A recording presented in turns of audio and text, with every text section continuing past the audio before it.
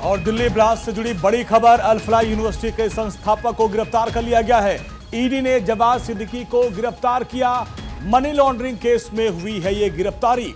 अल फलाह के ट्रस्टी के घर से 30 लाख रुपए कैश बरामद हुए थे और इसके सोर्स की कोई जानकारी नहीं मिल पाई और अंततः ईडी ने अल फलाह यूनिवर्सिटी के ग्रुप चेयरमैन को गिरफ्तार कर लिया है।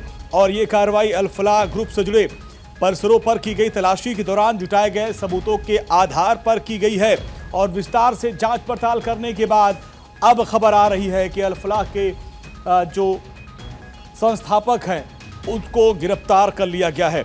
ईडी ने अल फलाह ग्रुप के खिलाफ 2 एफआईआर के आधार पर जांच पड़ताल शुरू की थी और कैंपस में जाके जांच पड़ताल की गई थी। कुछ डॉक्यूमेंट्स के बारे में जानकारी मांगी गई थी और जो मनी लॉन्ड्रिंग का मामला था उसके तहत भी जांच पड़ताल की गई और इस पूरे मामले में खबर आई कि वहां से 30 लाख रुपए कैश बरामद हुए थे अल फलाह के ट्रस्टी के घर से।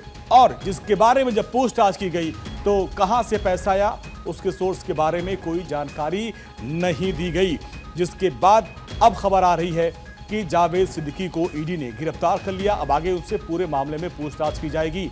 अब मनी लॉन्ड्रिंग, इसके अलावा जो विदेशी फंडिंग है उस पूरे मामले में भी एनआईए जांच कर रही है।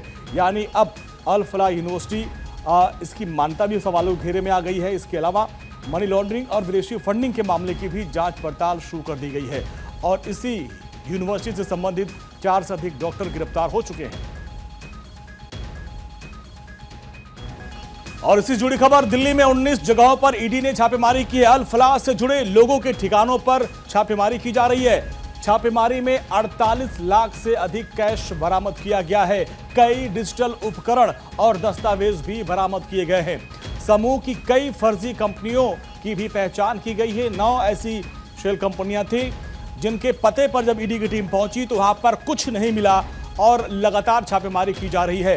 अब अल फलाह यूनिवर्सिटी, जहां से आतंक का white collar terror module Bharat के सामने आया, दुनिया के सामने आया, जहां पर दिल्ली को दहलाने की पूरी प्लानिंग रची गई थी, उस पर अब शिकंजा कसा जा रहा है। और इसी क्रम में 19 जगहों पर छापेमारी दिल्ली में की गई। ईडी छापेमारी कर रही है और अल फलाह से जुड़े लोगों के ठिकानों पर छापेमारी की जा रही है। अभी तक 48 लाख रुपए से अधिक की नकदी बरामद हुई है, जिसमें ट्रस्टी के घर से ही 30 लाख रुपए कैश बरामद हुआ था। उसके बारे में जब उनसे सवाल पूछा गया कि पैसे कहां से आए तो वो जवाब नहीं दे पाए। इसके अलावा कई डिजिटल उपकरण और दस्तावेज भी बरामद किए गए हैं। समूह की फर्जी कंपनियों की भी पहचान हो चुकी है। 9 शेल कंपनियों की अभी तक जांच में खुलासा हुआ है और जो पते लिखवाए गए थे उस पते पर कुछ भी नहीं मिला, यानी शेल कंपनियां फर्जी बनाई गई थी। और अब ईडी इस पूरे मामले की जांच पड़ताल कर रही है और लगातार छापेमारी की जा रही है। अल फलाह यूनिवर्सिटी से जुड़े जो लोग हैं उनके अलग अलग ठिकानों पर अभी तक जो जानकारी है 19 ठिकानों पर छापेमारी की जा रही है।